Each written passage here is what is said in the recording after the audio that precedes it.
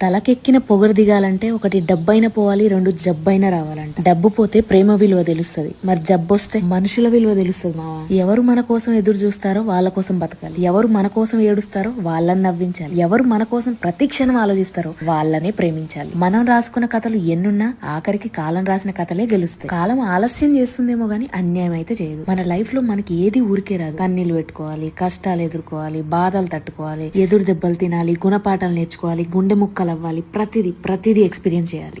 జీవితం మనల్ని ఏడిపించడానికి 100 కారణాలు వెతికితే మన దగ్గర నవ్వడానికి 1000 కారణాలు ఉన్నాయని చూపించగలగాలి. మనకు ఒక చిన్న బాధ 100 సంతోషాలను దూరం చేస్తుంది, కానీ మన దగ్గర 1000 సంతోషాలున్నా ఆ ఒక్క చిన్న బాధను దూరం చేయలేదు. లైఫ్ లో బాధలు కామనే మావా, కానీ డామినేషన్ కూడా బాధదేనా? అలా ఎలా కుదురుద్ది? నేను ఒప్పుకోను, మీరు కూడా ఒప్పుకోవద్దు. అందుకే మన మాటలు, మన పనులు ఇతరులను సంతోష పెట్టేలా ఉండాలి, బాధ పెట్టేలా కాదు. మీరు ఎన్నైనా చెప్పండి మావా, అన్ని దానాల కన్నా గొప్ప దానం నిదానమే. ఎస్, కోపంతో ఉన్నోడు కొట్టినట్టు మాట్లాడతాడు, మంచివాడు మర్యాదిచ్చి మాట్లాడతాడు, మరి జ్ఞానం ఉన్నోడు ఏం మాట్లాడాలన్నా ఆలోచించి మాట్లాడతాడు. నిజానికి మనం